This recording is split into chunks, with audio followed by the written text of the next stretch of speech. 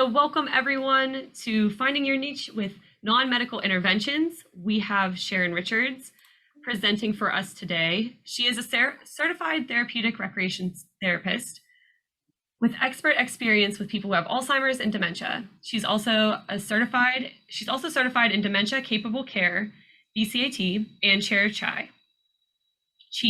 Not chai. I really want chai though. That sounds good. Chair Chi. Sharon's experience as a recreation therapist offers a fresh take at engaging meaningfully with people who mean the most to us. She believes an old dog can learn new tricks, but prefers to remind clients that they still got it in the activities that they've always enjoyed most. Sharon finds joy in painting, photography, outdoor adventure like kayaking and hiking, watching good TV shows with her husband, and teaching her Australian cattle dog new tricks. And that's Peppa, right? Yeah.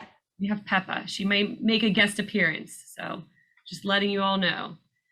So without anything further, time out. We do have things further. So Sharon does not have a presentation to put on the screen. This is going to be mostly discussion and, kind of working together through some things, but we are going to have everyone muted unless you want to unmute yourself and join into the discussion. We would like all of you to use your cameras if you feel comfortable, even if it's just in the beginning to say hi, put a face with a name, and then you can turn it on after if that makes you feel more comfortable. And then the session is approved for 1.5 hours of NCTRC credit or 0.1 CEU. At the end of the program, there will be a link to the SurveyMonkey evaluation that will appear on your screen. After completing the evaluation, enter the code WORD and you will be awarded the credit. At the end of our conference, a summary will be emailed to you with all of your CEU information. And if there's no other questions or anything further, Sharon, go ahead and take it away. All right. Hello, everybody. Thank you so much for inviting me to talk at this event and sharing a little bit about what I've been doing over the past couple of years and what I'm doing now. So finding your niche with non-medical interventions. Like Brittany said, I am a recreation therapist and I graduated from Slippery Rock. Started out my career working in outdoor adaptive recreation and with kids on the autism spectrum and coming up with community programming for kids with sensory processing disorders. Still very much love working with that population. But then I took on a more full-time job at a brand new inpatient behavioral psych hospital. And I got to be part of them opening a brand new unit for geriatric psych. And really, I had never thought that that would be a population that I'd want to work with. But then I did my first group, and because I'd been working mostly with children on the autism spectrum at that time, I was really interested in sensory programming. So my first group that I ever led with older adults was I brought like an unpopped bag of popcorn and some essential oils and different things for them to smell, feel, and touch. And there was this one gentleman that stuck out to me and has been kind of the whole reason that I fell in love with this population and what I get to do. And he had been admitted to the hospital for probably about a week. He hadn't spoken the entire time, so he was labeled nonverbal. And when the unpopped bag of popcorn got to him, he kind of looked at it real quick, smelled it, and then he slapped it down and went, "I know exactly what this is. I love popcorn. I used to make it every single day." And I was just shocked. And I thought, okay, I need to keep this going. I need to get this guy talking more. That was amazing. So I said, "Oh, I love popcorn too. Did you ever eat popcorn and watch a movie with somebody special?" And quickly the kind of light in his eyes had vanished again and there was no more talking.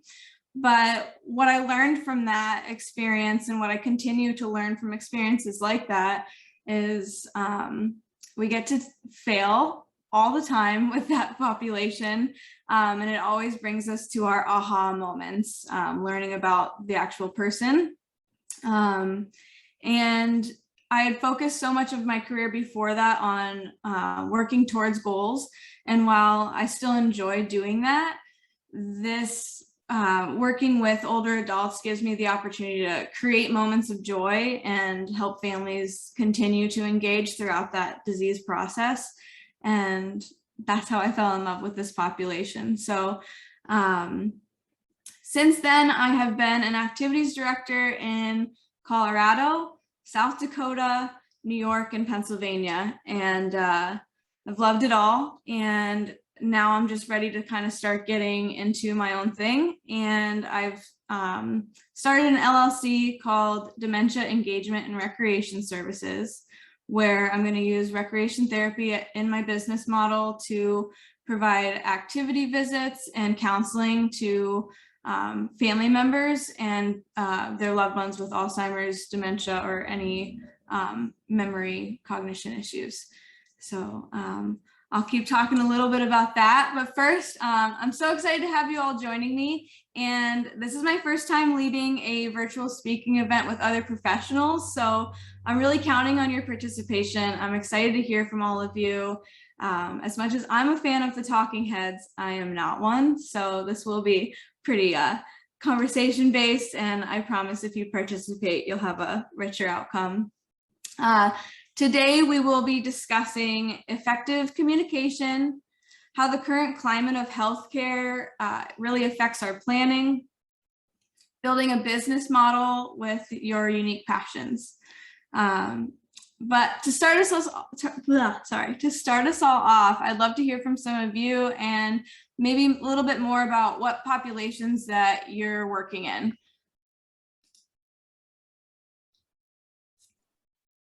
I work in adult psych.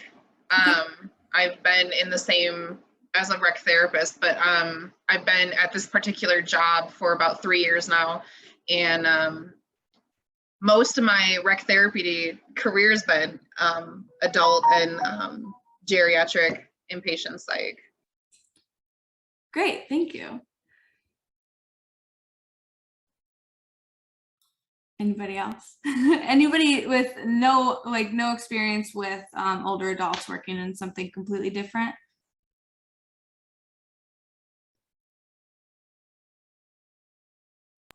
Leanne had mentioned in the chat that she has been 33 years in long-term care at a 300-bed nursing home. That's very impressive. Wow. A long time. All right.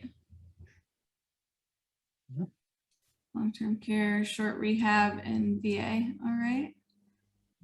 Sharon, I started out working with, I started working with people in the old nursing homes years ago, back in the 70s, when they had the jerry chairs in the hallway strapped in and people screaming at you, and orientation therapy was the thing. And so I was so disillusioned with wanting to change the world at 18 years old, I left that. Started working with autism as well. Addiction, I've done the whole gamut, and I've circled back working with people with memory loss now, and really enjoy it. Great, thank you so much. I love that changing the world vibe. All right, wonderful. My next question I love that there's a lot of people who have similar backgrounds, because obviously a lot of this conversation is going to be a little bit more focused on older adults, but I want to make it worthwhile for everybody who's involved here. So how have you seen resident care needs change over the past 4 years, and maybe more specifically with newer incoming residents?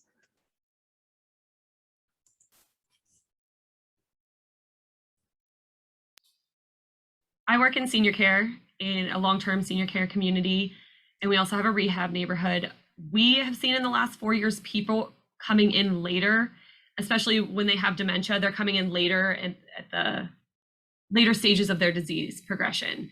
So that is, we face a little bit more challenges with that because some of our team members weren't fully prepared to work with those residents because of some of the distress reactions they were seeing and the level of care they needed. So we've had to adjust our education and adjust pretty much our standard of care to adapt to that.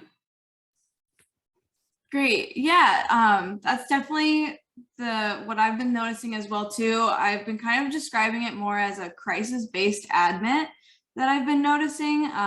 Like I said, or like you said, they're admitting later on.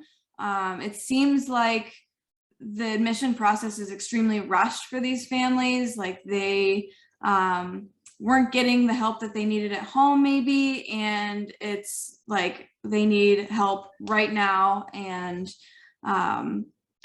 it's been something that I've been working on with different facilities in my community, on how to slow down this process so that we don't miss the vital information that we're looking for.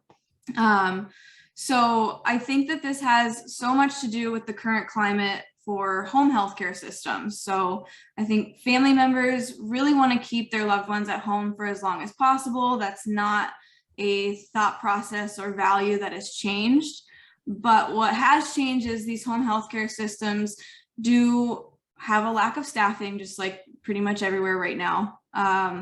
It does drive up the cost, but I think what causes this rush for a need for care is that home healthcare systems with this lack of staffing and higher cost require a minimum hour of requirement for care. So these family members who just need somebody to come in and give their mom or dad a bath once or twice a week, they can't get that help because the home healthcare systems require at least 30 hours of care to offer to make their staff's time worthwhile, which in turn either the families try it, but regardless, they end up with a further search for care, right? So for those of us who are working in these facilities, it's important for us to kind of destigmatize what a change in home looks like and what the benefits are for choosing assisted livings and skilled nursing facilities. One is a sense of community and socialization. Another is safety and security. Also meals and nutrition. I think a lot of these older adults who are living at home, they either forget to eat or they're really just eating Diet Coke and a peanut butter sandwich. Or nothing that is like a heated meal. So nutrition, it can get improved easily at these facilities, and there's usually a requirement for them to attend at least one meal a day. And then my favorite opportunity that family caregivers get is that they get the opportunity to actually be family and not just primary care providers. So they get to be more on the outside looking in and being a child or spouse again. So kind of back to how can we slow down this rushed admission process? The nurses take care of their part, getting all of that information, but us as the recreation therapists, it's typically on us to get the information on what the residents' preferences are, their ability levels, and then I think it's really great for us to get the hard questions, right? So some of those are, it's not a super hard question, but what are their habits of a lifetime? And who can answer that for you? So are they somebody who went for a walk every single day at noon? Are they somebody who sits at the window at 3 o'clock every day to watch the school buses go by? Did they garden every morning? Something like that was so ingrained in their daily life, even if it was something that they did at a younger age. What is something that they did super regularly? Another is, where was their spouse at when they weren't at home with them? So a great example of this is I had a resident named Eileen, and she was in memory care.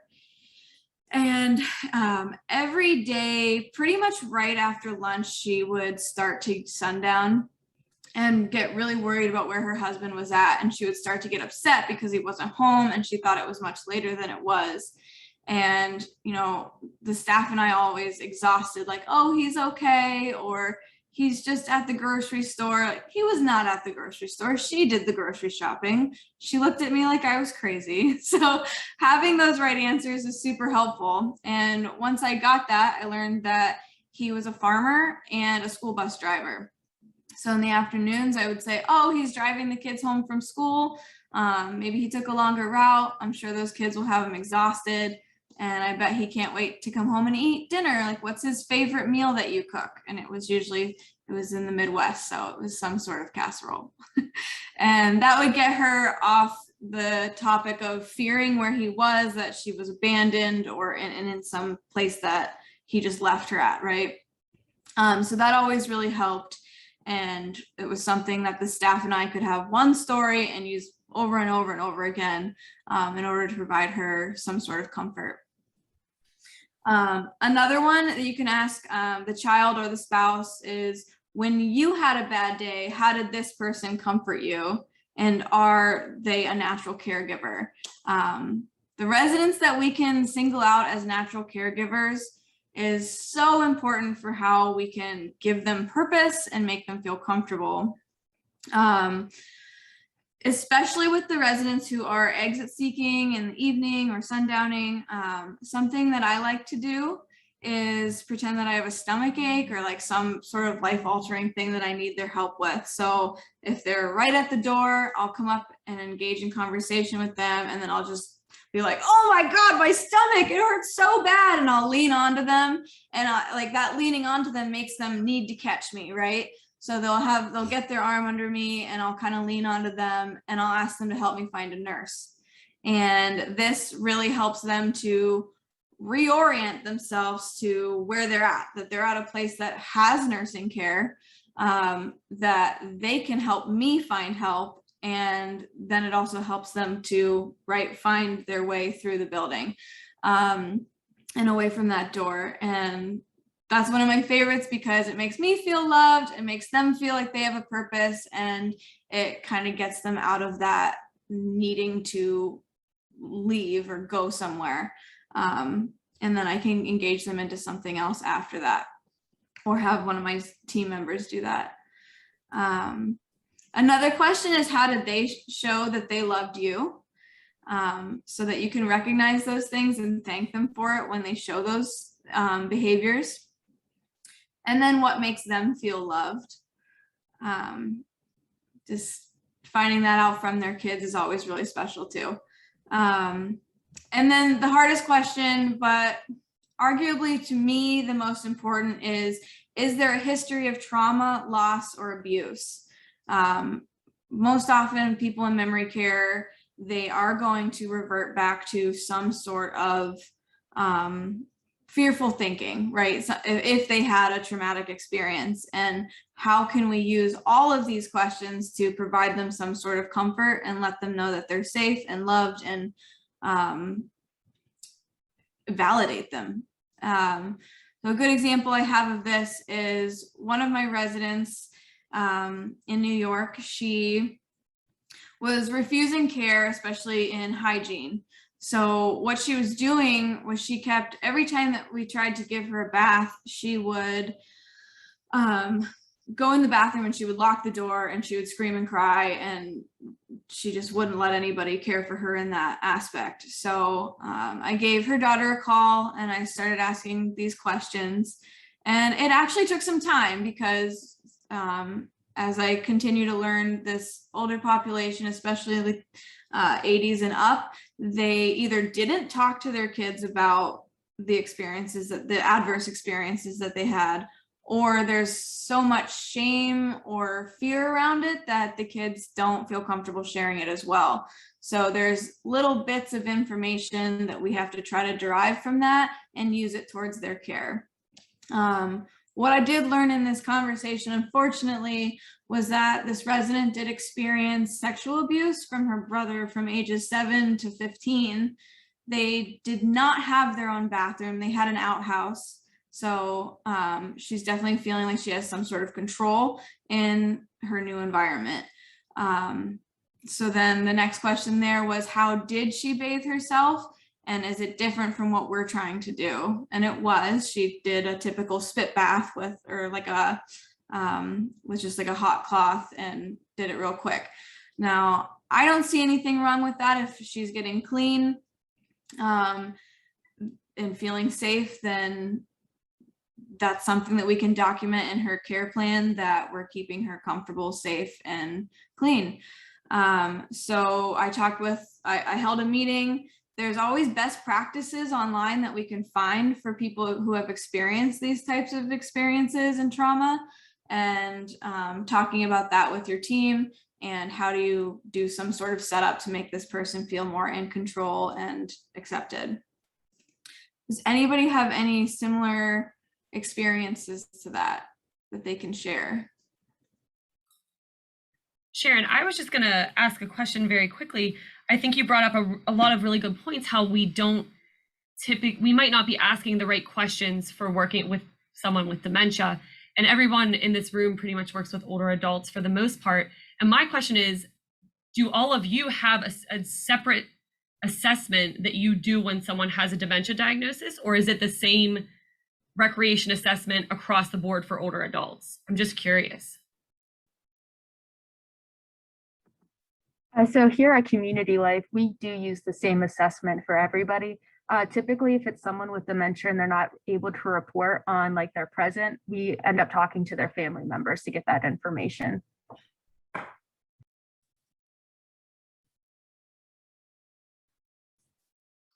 Seems like we're seeing some same for all. So I think you raised a lot of really good questions that we could be using when we know someone has dementia. Like, I love the comfort one. I would have never thought to say, how did this person comfort you? I think that was a really, really good one. Yeah, it really drives their purpose and gives them something to do and helps us come up with an activity to engage them into. Sorry, I was going to say, Brittany asked about the different assessments, and her and I both work for Presbyterian Senior Care, and we have what we call a life history form that we just use pretty much for anyone who has dementia. That gives a really more deep look into their life, you know, even questions like what their pets' names were, their parents' names, and things like that. So that's helpful for us. Yeah, I love using those too. I usually use something called a life story, but have since kind of been developing my own with a lot of these questions. But anything where you can get the names of pets, family members, all of that is so nice to use because they're going to gain trust from you with those names that you know about people in their life. Does anybody have anything else to say before I move on? I just wanted to comment on when you gather the information, whether it be a social history from the family bringing it in, you want to be mindful and cautious about knowing too much information about the patient or the client or the participant, because they can get a little suspicious when you let them know, you know, now I know you have a couple of grandchildren and they can fire, well, has my son been talking to you? So That's very be true. careful about how much information you know to let them know until you figure out how much they know you know. Very good point. Yes. That'll get you in trouble. It will. It will. And there was also some comments in the chat box. You said you pretended, well, you didn't pretend, but you told residents that you were sick. Becky uses a back massage, or asked them for a back massage to get their attention and focus. Other people, Rachel uses the same assessment for every individual, and Leanne have the same assessment but involve the family. That we asked what they like when they were kids. And those are the comments so far on that. Great. Thank you, everybody. I do like the idea with the headache. That's a good one, especially to help get them to like sit down or get away from any stressful environment. So continuing this conversation and talking about effective communication within your organization. So we've talked a lot about how we can help the individual and how we can talk to the family members, but then how do we talk to the people in our organization? Having worked in the Midwest, the West, and kind of the East Coast, I've worked with a lot of different cultures of people and a lot of different environments that in the Midwest, like people were less likely to talk about issues, and was a challenge at first, and then you know, having more meetings and kind of getting used to rocking the boat as a rec therapist is fun and engages in really good conversation. But first, especially as somebody who's kind of started over several different times, taking a good look at who are the people that you work best with and who do you struggle team building with. So for example, I'll go first. The people that I've always found to work easiest with and best with are the directors of nursing, and depending on where I'm working, it's either a social worker or the sales manager, the person who's bringing in the residents. And those are a couple very vital people to have daily basis conversations with, to understand what their values are and what information they're getting from the residents, and then being able to like move it back and forth. The people that I've struggled team building with are the ones who have their boots on the ground, right? So the care staff. They're there every single day. They work super hard, and they're just trying to make sure that they can trust you and that they can be comfortable talking with you. And it's always fun to kind of get involved with that. And the best way that I've found to get involved with them on a daily basis is joining their shift reports and just listening to them for sometimes it takes up a couple of months to gain that respect and trust from them, hear what they're struggling with from the residents, and how can we help. But I would love to hear from a lot of you, since there's so many of you who work in similar fields. Who do you feel the most comfortable working with? And then who do you find yourselves like really, really like pumping the brakes and trying to gain their respect and attention from?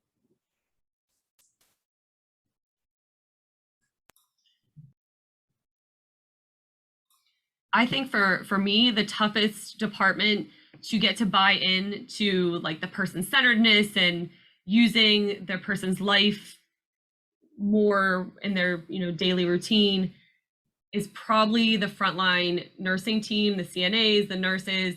And one way I have found that works really well to build that relationship with them and to get them to kind of buy in more is working beside them day in and day out. I'm on the neighborhood nonstop, helping them with their work, which is definitely a challenge for me because I'm not a CNA. That's not my strength. But putting myself in that situation and then doing it the way that it should be done and kind of showing that, hey, this will be easier if you do it this way. But I think our nursing team is very, well, speaking from my community, they're, short-staffed, as you said. They have a lot of work. They're dealing with a lot of challenges, and they want to get care done. They want to make sure the person's safe, clean, fed, and that's their priority. So a lot of times going slow and working through things with them, they're just like, no, we just need to get it done and that's it. So really working beside them and saying, yes, this may take more time in theory. It really doesn't, because the resident is enjoying it, and you just have to kind of show it. And it takes a lot of time, and it's really challenging. You don't get a lot of your own work done when you're doing that, but I think it's beneficial in a lot of ways. Right, I completely agree. It is hard to balance our jobs with their jobs while we're trying to gain that traction with them. But it is really important because both points of view are very important, and we can learn a lot from each other. I think that documentation is another great area that we can use to share our points of view that are very valuable. But I'd love to chat a little bit more about the language that we use when we document changes in behavior or emotions. For example, when I started working at the behavioral psych hospital, we were given a sheet of paper for each individual that was there that week or that weekend. And it was just a list of negative adjectives on their moods, whether they were aggressive, irritable, irate, like just things that really labeled people who we only got a glimpse of their day, and didn't give them the opportunity to come back from that, I guess, because it was hard written on paper or online. And so comparing this more to working with older adults, especially with memory impairments, how we communicate changes in moods or behaviors is very important. So if we document or at shift change say that Margie was super aggressive this morning because I tried to give her meds and she tossed the orange juice across the room, and then that's all anybody has on a glimpse of Margie from this morning. An hour later, halfway through the day, Margie is less likely to have been smiled at, waved at, definitely not engaged with, and less likely to even have been taken to the bathroom or something, because people are fearful of what she might be feeling. And so Margie has already completely forgotten about throwing the orange juice across the room. And now she's just wondering why she's feeling lonely and why people are ignoring her. So if we are going to communicate these changes, how can we follow it up and say, I suggest this for Margie. Let's try engaging with her this way and really teaching the team how to engage during and after those situations. Do any of you have any stories that you would like to share in this aspect where you've either trained your staff into jumping in these situations, or like what do you do?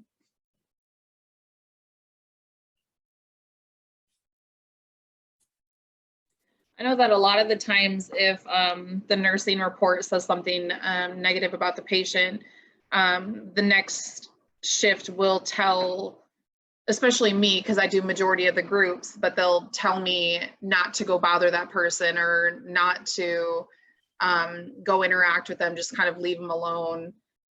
So that's you know, a challenge in itself too. What's your reaction when they say that?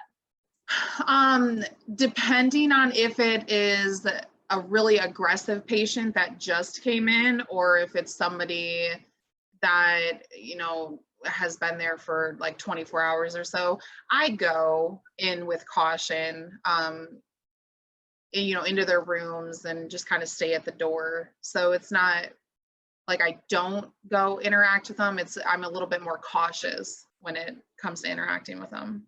Right. You're experiencing people who are a little bit more new to you, right? Yeah. Yeah. Yeah. Taking a good look at what happened leading up to that situation might be helpful. If you have any of their intake information, like maybe what's their favorite type of music, and just playing it outside their door and seeing if it perks them up might be a good way to give them a way to engage with themselves, right? To provide some sort of comfort. I'm just reading these comments here real quick.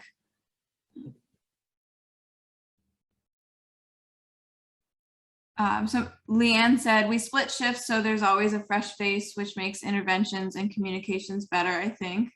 That's nice. So you guys are kind of conversating more often throughout the day. Nice.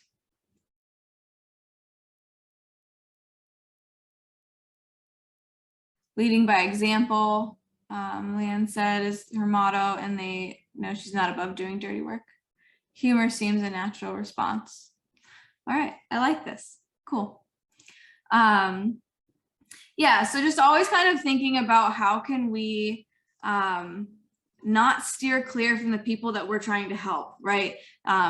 Oftentimes they do need to be left alone, and that's totally fine. That if that's what they're trying to express, like, please leave me alone, then we need to respect that, and that's fine.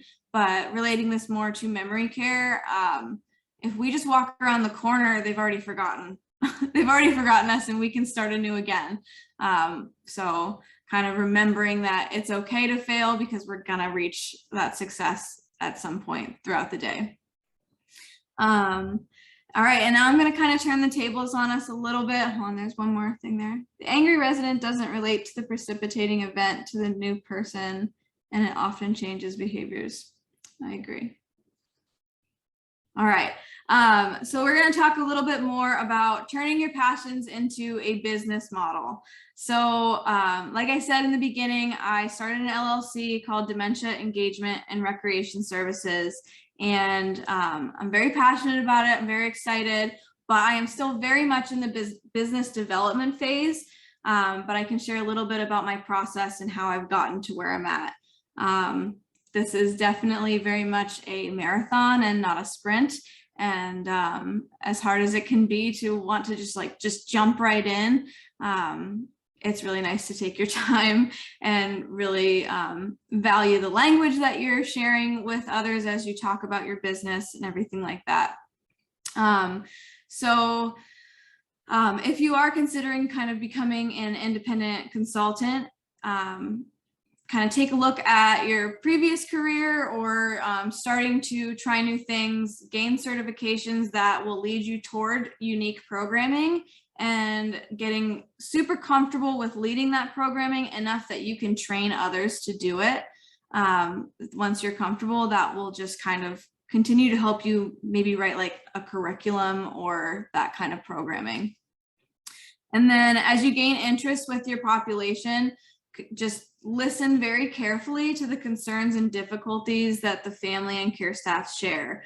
It's not necessarily something like input that we have to put in right away, but just getting used to what are the common denominators, what are the main issues that people are experiencing, and then take to the internet and what is offered in your area, what is not, and where or who can you team up with. There's probably somebody else in your community who is ready to rock the boat and start making some effective changes or solutions to these issues, and just get that conversation flowing.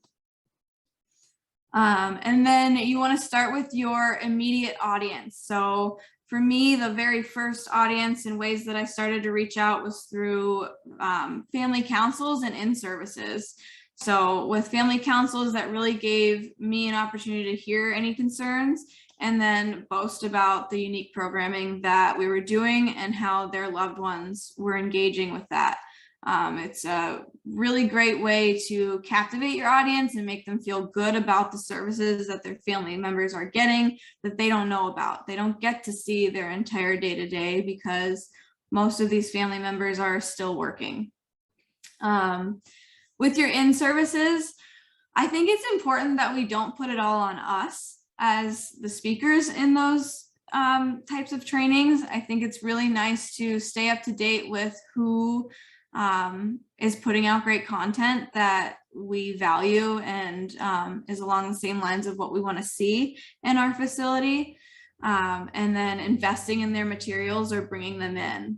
Why? Because your staff are a lot more likely to listen to some wild woman from Wyoming than they are to you, who they see every single day.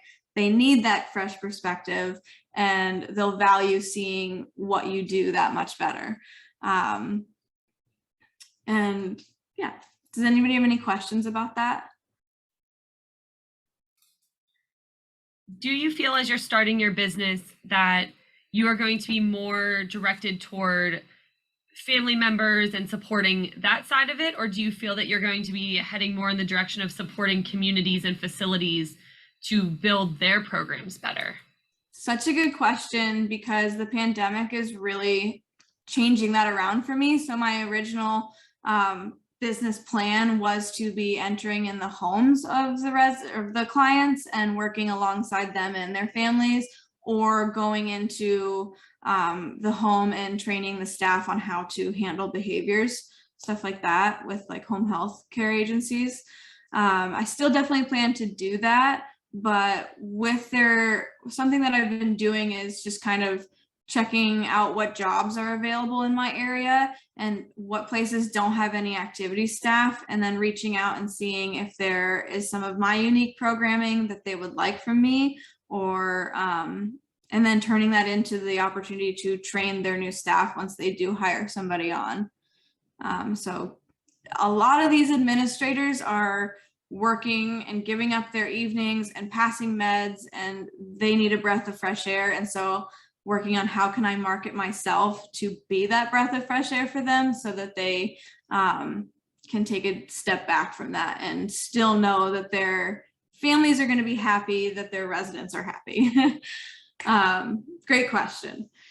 Another way to work with your immediate audience is to connect locally with students or organizations. So something I did this past year was I connected with the Erie Community College, their adjunct professor who was teaching the occupational therapy assistant program. And because of the pandemic, and I mean, we couldn't even have families in the building, we definitely couldn't have students coming in.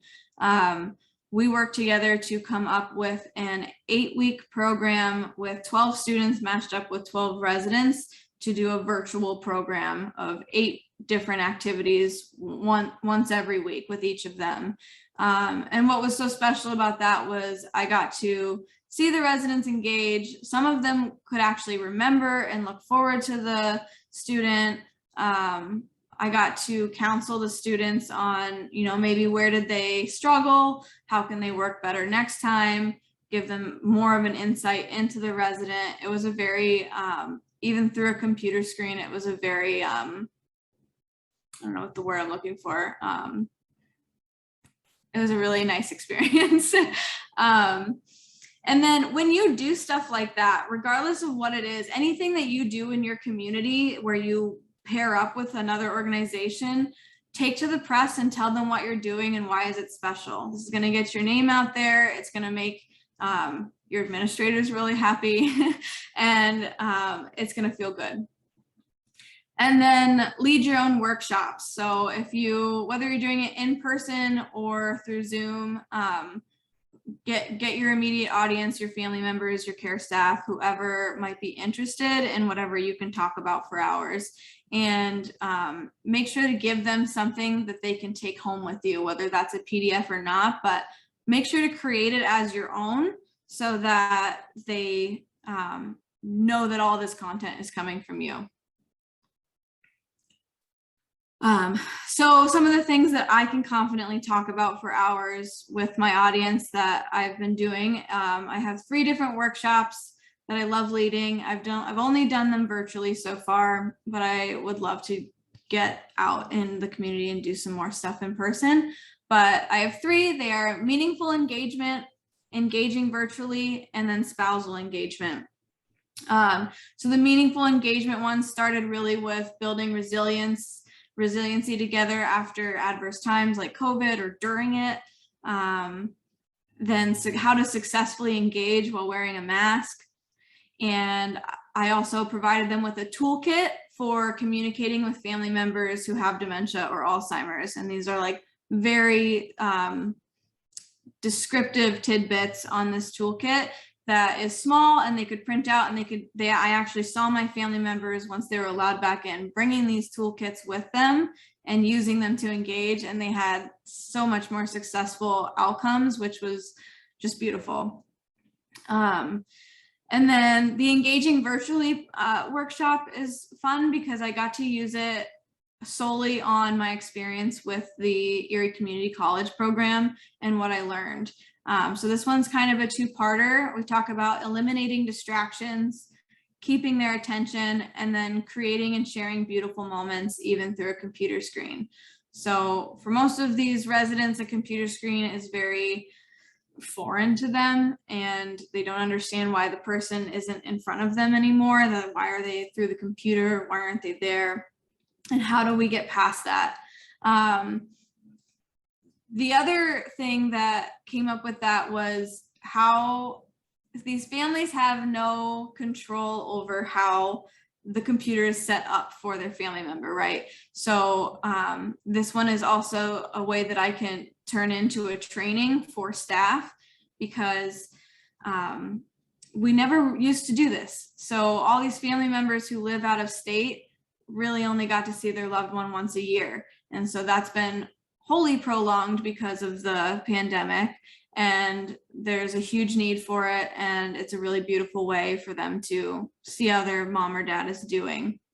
And so I turned that into a training for my staff who were primarily tasked with setting this up, and there was a lot of things that they didn't think about, like don't set it up in the busy dining room while they're eating dinner, or coming up with the right time for family members to visit. And then my third workshop is on spousal engagement. This is one of my favorites. It is about reminiscing and reliving beautiful moments. So, you know, you can easily just pull a memory out of your brain and start talking about it, but it might be harder for a person who's living in a different time period to recognize the memory that you're trying to bring out of them. And so we talk a lot about how to do that more successfully. We talk about love languages and what was the primary love language in their marriage before the diagnoses, and making all moments count, and then knowing when to start over. I think it's so hard for especially spouses to, they've known this person for an entire lifetime, and the person sitting across from them is no longer who they're used to. And they can't get them to laugh in the same way, I guess, is what I'm trying to say. And so that can be extremely discouraging.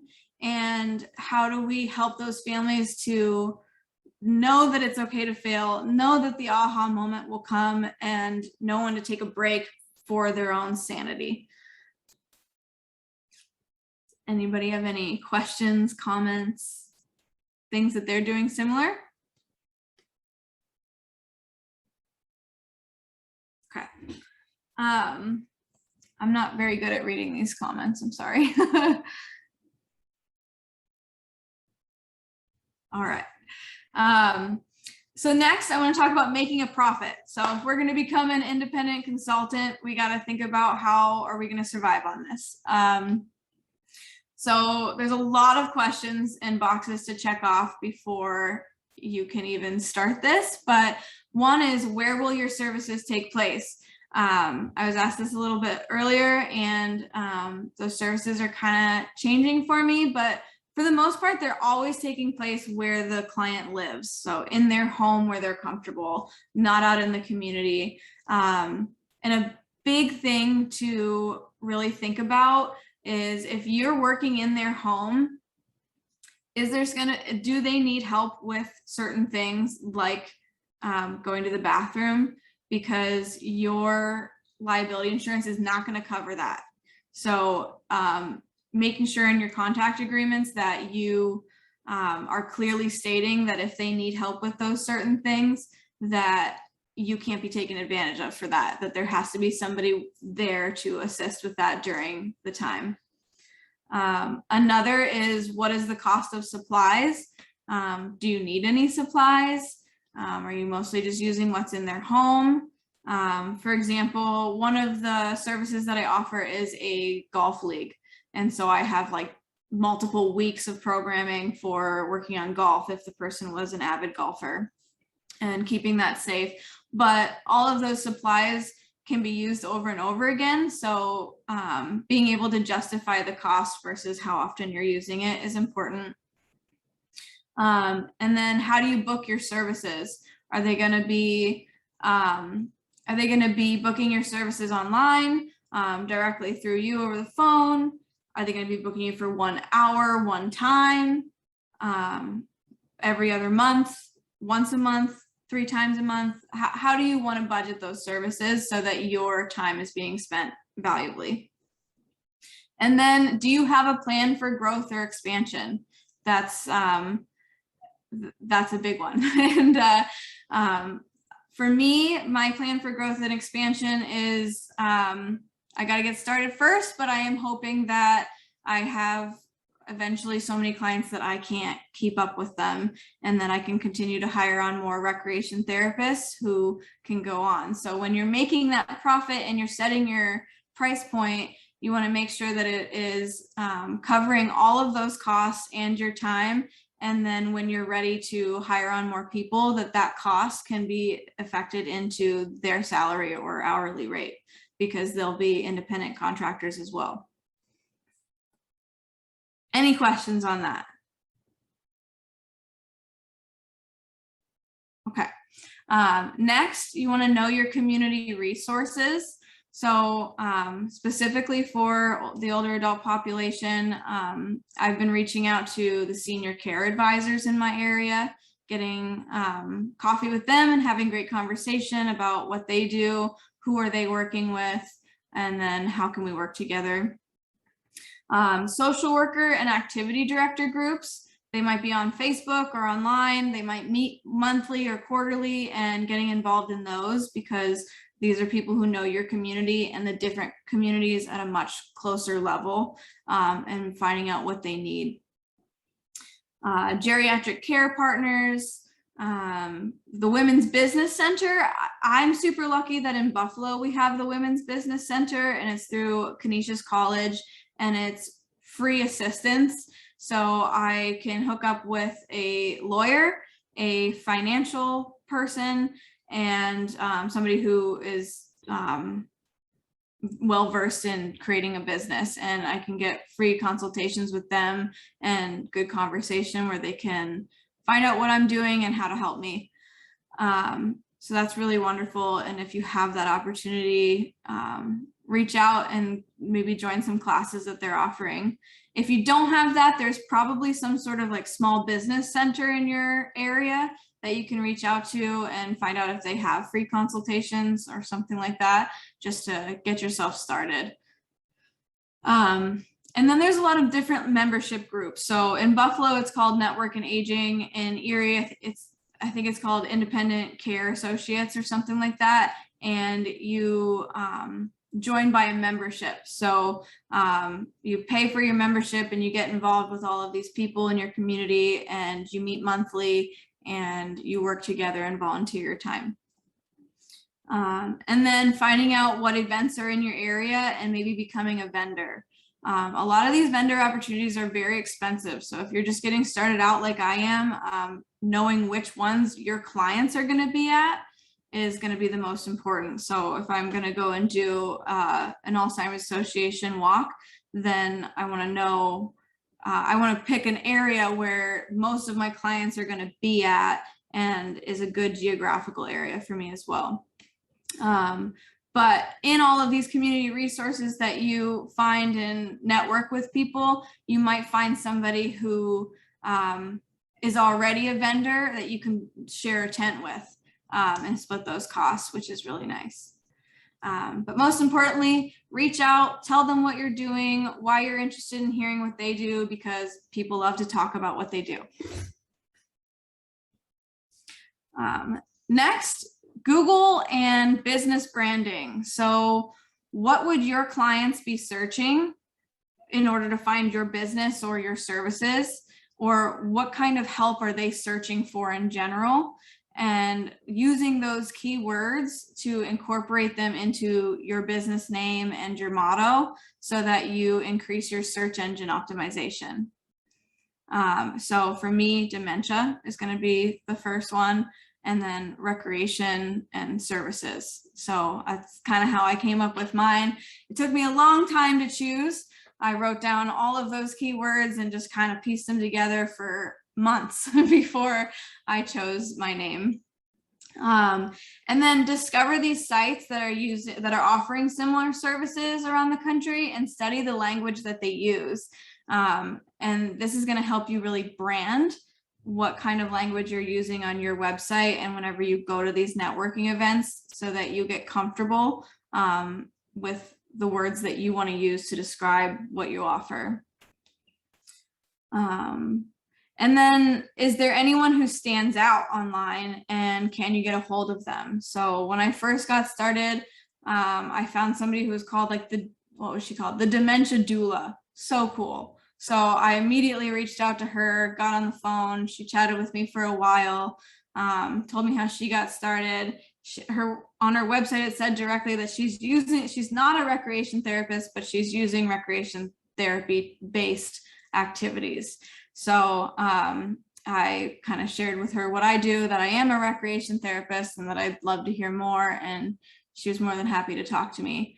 From there, I found another woman who is working in the DC metro area that has this type of business on a larger scale. And that's kind of how I learned how to scale my business.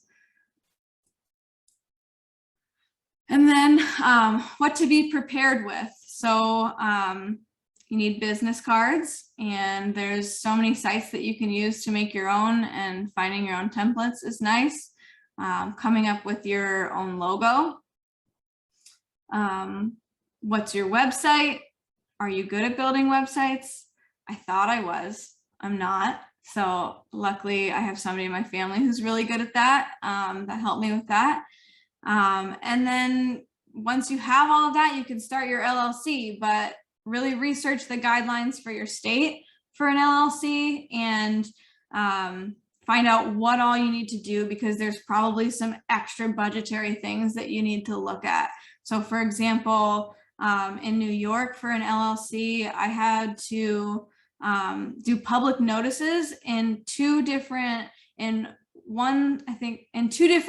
local newspapers, and one had to be a weekly newspaper and one had to be a daily paper.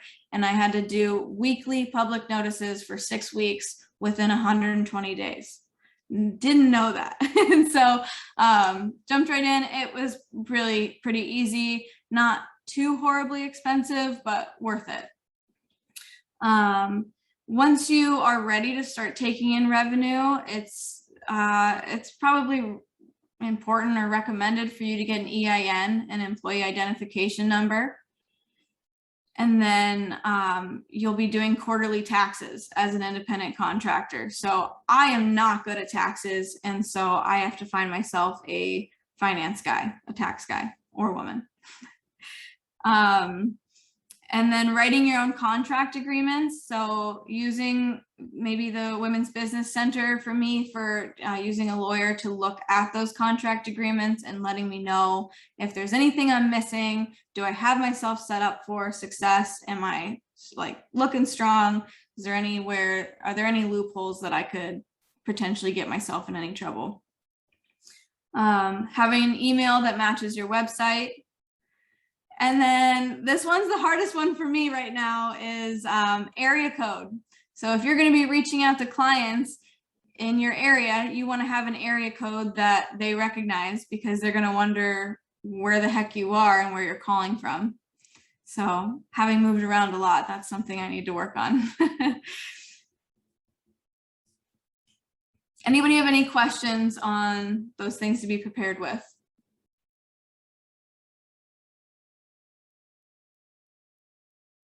Okay. Next, we talked about this a little bit already, but adapting to changes and marketing that appropriately. So I talked about how I plan to offer my services in the home or where the client lives, but also kind of looking at being a traveling activity director and using that to train staff and incoming staff as they make their hires. And how do I market that appropriately? Who do I get a hold of? How do I get a hold of them? And how do I make sure that if I'm sending an email, I don't get thrown in the trash real quick? Because I know when I was an activity director and I got emails for headphones and online documentation services, they quickly went to the trash. So trying to come up with a good lingo is hard, but good.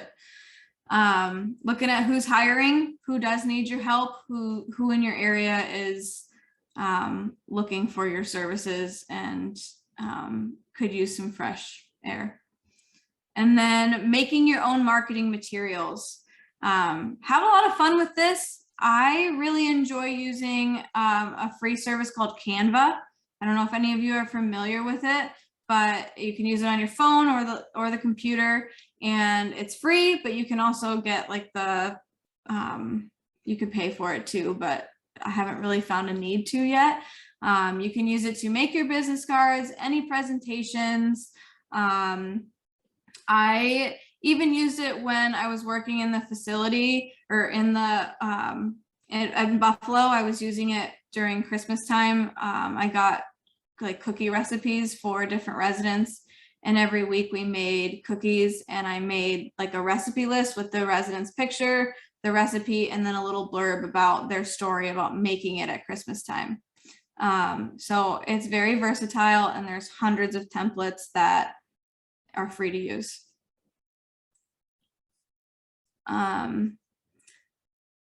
Anybody have any questions? Or any like template services that they use that I don't know about yet?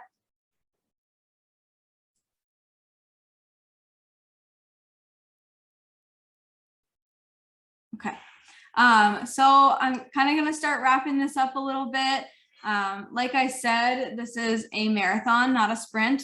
Take your time, do it right, get all of the tallies and check marks boxed off, and patience is a virtue. Remember that it's okay to fail, because we are going to come back and we're going to get what we need, and we're going to help people feel good. Know what you need to get started. So do you need health insurance through your job? And what kind of income do you need to supplement you to get started here? For me, I couldn't really handle working a full-time job in the field that I was trying to start a business in during a pandemic. I was too tired when I came home from work to spend any more time thinking about that exact work. So for me, I've just been taking on some really cool community part-time jobs, and just whatever, feels good, and using my free time towards business development. And then next is, don't give away all your skills for free. So find out good ways to market and short tidbits about what you do, so that people know that you're interesting and want to start a conversation. Lastly, thank you all so much for joining. I love this conversation, and I hope you got some valuable information out of this. Feel free to reach out to me. I'll put my email in the chat, and yeah, thank you.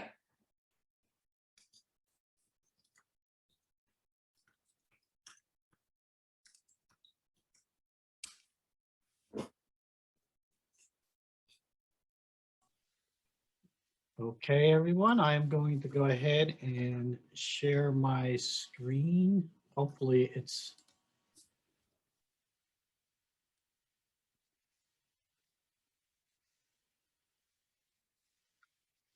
that's not working for me here. It's got real big on me. I didn't want that. There we go. All right, and I got all that stuff in front of me.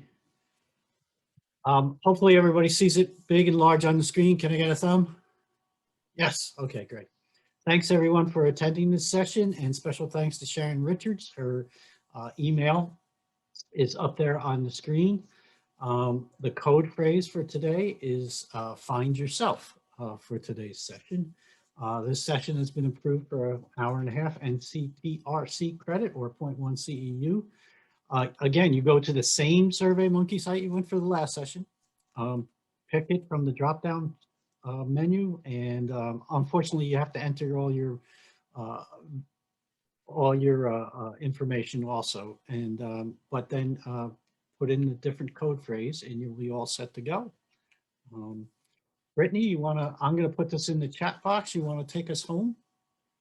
Yeah, absolutely. So Sharon, thank you again for sharing that with us today. I think it was really, important to see what you're doing outside of the typical rec therapist role. And I know that as we were building our conference this year, we wanted to include a lot of speakers who were doing something that really hasn't been done before and is kind of new for a rec therapist. And I just love that you were able to share that with us. I think after this last year in healthcare, speaking personally for myself, that I wanted to see what else was out there. It's very easy to get very burned out in healthcare, but you still want to help people, and you still want to be involved with healthcare in a certain way, but you want to do it on your terms and be able to provide the level of care and share your level of knowledge in a certain way. So I think that's really, really awesome. Thank you. Yeah. And I know, Vicki, you were mentioned in the beginning, you jumped in, you wanted to save the world right off the bat. And I feel like as rec therapists, we all want to do that. And a lot of times we're put in boxes, and that's really frustrating. So I'm very inspired, and I love to hear that you're stepping outside that box, and you're going to do your own thing and really meet the needs of the people that we care about. So I just really appreciate it, and thank you so much. Thank you. Does And anybody later on- else? Oh, I'm sorry, Dan. Does anybody else have any questions or any comments that they would like to share just before we finish up for today?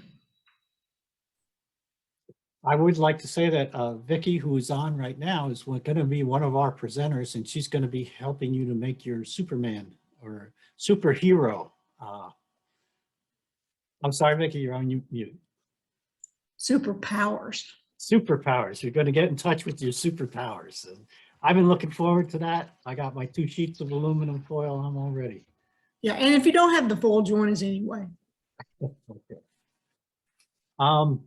So this would end it for today. We will be back online tomorrow. I believe we start at 9 o'clock tomorrow morning, and we have 2 sessions again. So we're looking